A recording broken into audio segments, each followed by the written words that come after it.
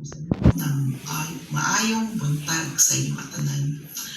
As much as I want to be with you guys personally, uh, medyo malayo po ang ating distansya, but I do believe and praise the Lord that we have this media so that I could talk to you guys, marinig niyo po yung sasabihin ko, and I hope and I pray that it will kind of help you to be encouraged, to be reminded regarding yung calling na binigay po sa atin ng ating tatay ng ating Panginoong Jesucristo. My topic is regarding embracing our call in the ministry. I do believe that each and every one of us, pastor's wife, workers in the church, that it is a wonderful calling. Being a pastor is the highest calling for a man. Being a pastor's wife naman po is highest calling for a woman. Amen. And also, syempre mula sa nagtatrabaho din po sa church, it's also a wonderful calling. When our husband is called in the ministry, I do believe that we are included in the call. It is a team ministry. The husband is the head, and of course, we are the helper. But before we could embrace the call, always consider the proper foundation on how to be effective po sa ating mga calling para yung foundation po natin will be solid at hindi po tayo kumbaga nadi-discourage, hindi tayo kumbaga nagse-second guess ng sarili natin kung ano ba talaga yung ating role bilang pastor's wife and bilang woman in the ministry. So the first foundation that I'm going to discuss about is the hunger for word. The verse na ginamit ko po dito is Psalm 119, 15 to 16, and it says here, 15, I will meditate on your precepts and fix my eyes on your ways. I will delight in your statutes. I will not forget your word. The word of God is always our guide bilang mga anak ng Diyos.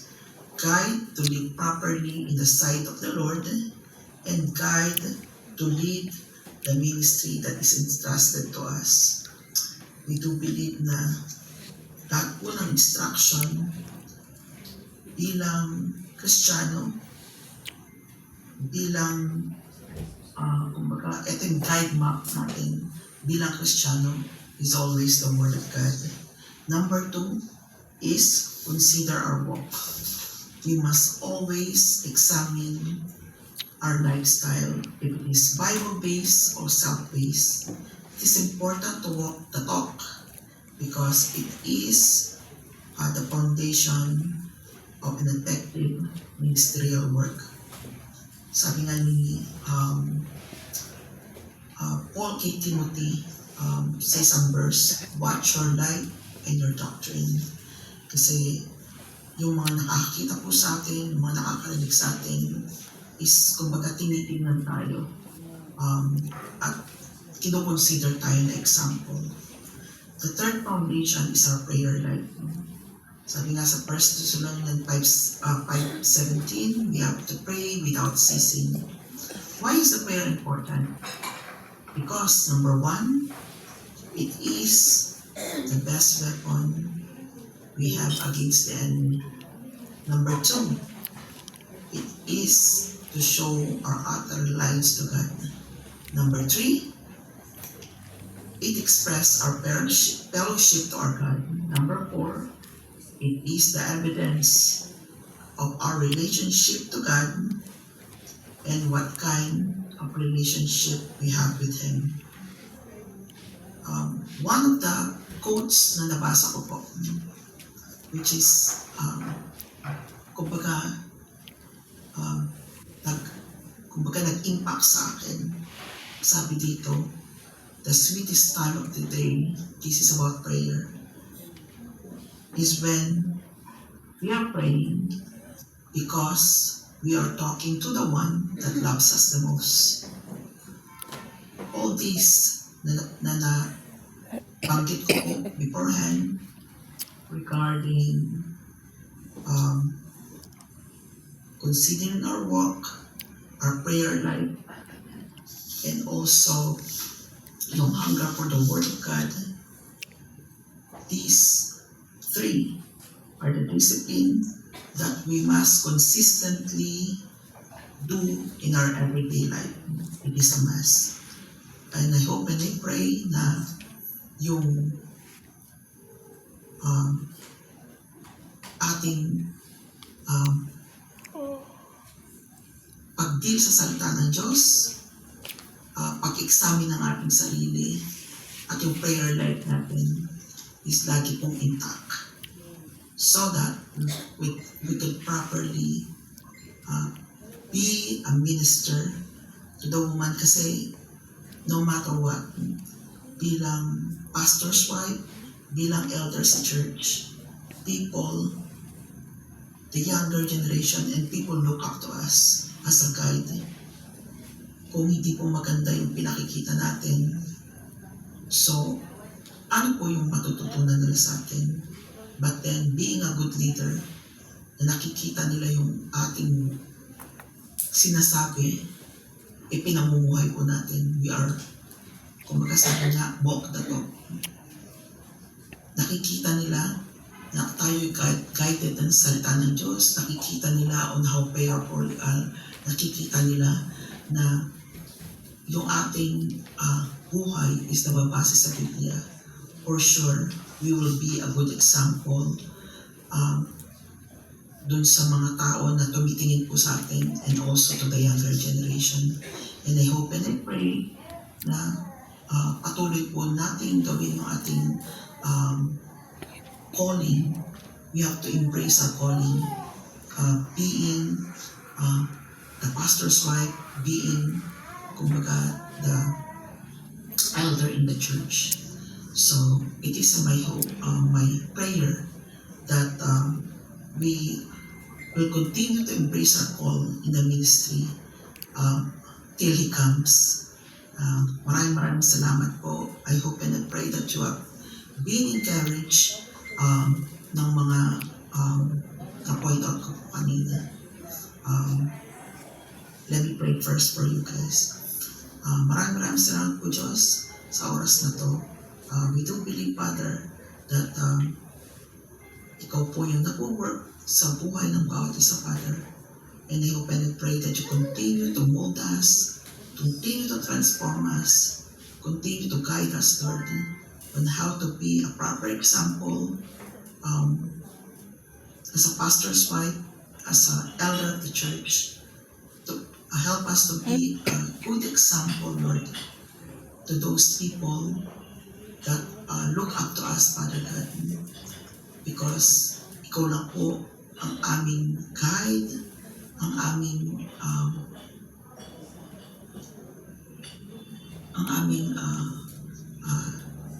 ang nag-work sa aming buhay, Father God.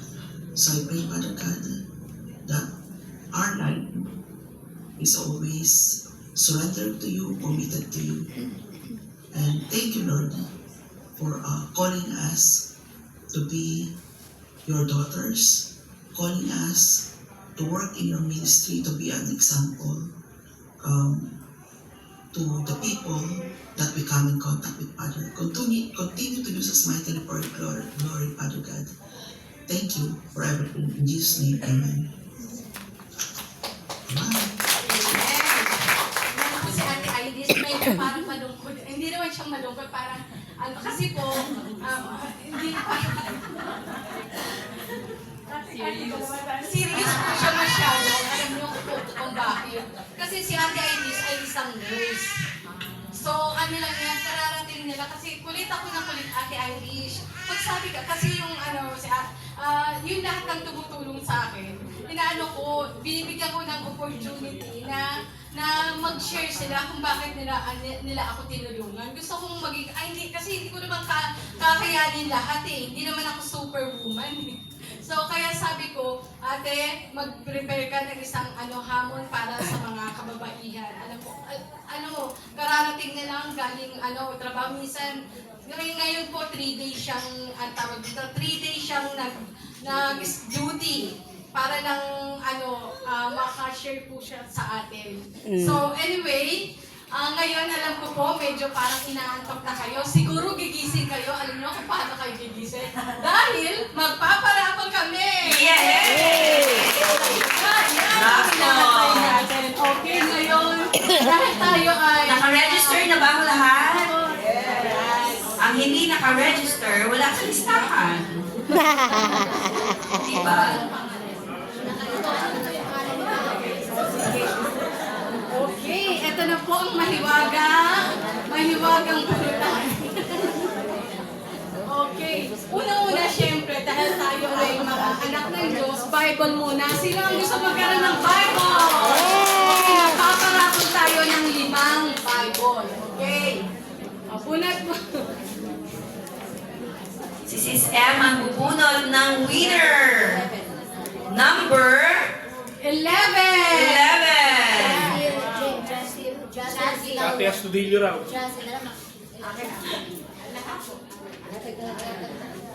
Okay. Number 11. Sino siya? Siya ay si Gondayo Judith. Gundaya. Mali pala ako. Sorry po, mali. Hindi, natawag mo na. Dapat dalawa na talaga. Sorry po.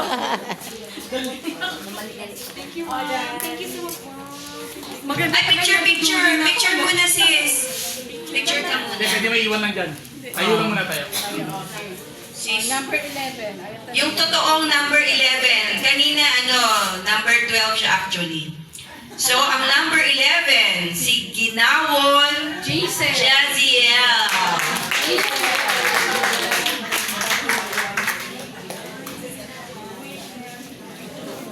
Kaya maganda talaga yung katabi nyo, swerte. Kasi swertehan din kayo, di ba? Ay, bawal pala magsabi ng swerte. Kasi malas yun. Joke lang. Okay, ito na. Bumunot si Ma'am. Okay, Bible. Ang nabunod sa letra, ay, bawal din yun. 50. Sorry po ha, nagiging makabuldo ako eh. Ang palat ang nabunod si Ma'am Cathy. Ako talaga? Cathy 50. Yay! Sabi ko sa'yo. Grabe si Lord. Okay. Rewarded. Wala pong dayaan na. Ito po yun. Yes. Bigay niya po sa amin. Next winner ng Bible, 93. 93. Sino ang 93? Ito, 93. Malapit sa 92. Okay, ang nabunot po namin ay si Arlene Oslo. Arlene Oslo! Countdown down! Ayan na po. Ayan. Okay. Next is number 72. Number 72. 72, si Abda, hindi. Mary Ann, ako ba? Mary Ann po ko, hindi. Abdan, Mary Ann. Nakakayo ko po. Mary Ann. Abyan. Abdan, nakalagay po dito. Abdan. Okay yan. Mary Ann. Pero ang totoo, Abian. Abian. Okay. The truth will set you free. Yan Abian. ang mga Mary Ann. Meron pang isa? Bible. Ilan na po ba yan? 5, 2, 3, 4. Isa may Okay, Ma'am Cathy man iyong ika-file. Yung Bible ko, ipaparapol ko. Yay! Kasi nakakaya, daming Bible sa bahay, hindi ko nababasa. Di ba may paborito lang tayo? Isa True lang. enough. Yun lang parating isa. Okay, 91. Hindi, nanalo yun kanina eh. Hindi 11 yun. Wala pa 92 yun. 92. Karapit talaga. 91. Okay. Si 91. San Bandal Binda. Sa Bandal, Minda. Pasensya na kayo kay yan kasi Islam to eh. Congratulations. Yeah. Picture. Picture daw. Yay. Thank you. Ayan. 1, 2, 3. Thank you. Alright. Meron pa tayo? Raffle. Gusto niyo pa po ba? Yes! Okay, mag-amen ang lahat ng hindi pa Amen. nakubunot. Amen. Okay, pili tayo ate. Ito gusto ko ipamigay. Viva Vanilla. O, di ba? With hand cream. Okay, sino kaya? Dalawa niyan. Magbigay tayo ng dalawa. Favorite smell. Favorite scent ko ay... Favorite smell Okay. ay vanilla. Sorry Ang po. po namin ay number 83. 83! Sino kaya to? Si Marandan Techi. Tama ba ang pronunciation ko? Techi, kami. Ikaw ako na nanalo ng pabango. Yeah. Pag-uwi mo si kami agad. Kami mo sa iyong asawa. Yay! Sis muna. Stay ka muna dyan para ano. Matraining ka na next. Ikaw na magsasalita dito. So dapat sanay ka na sa speech. Okay, isa pa.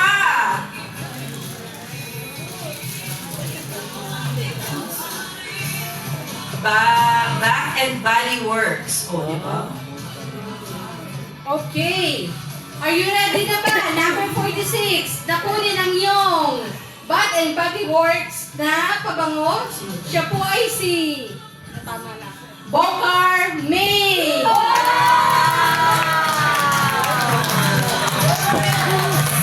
Okay, pabango mo muna sa boyfriend ha. Para magkaroon ng baby pa raw. Yun. 1, 2, 3. Okay. Congratulations sa mga winners.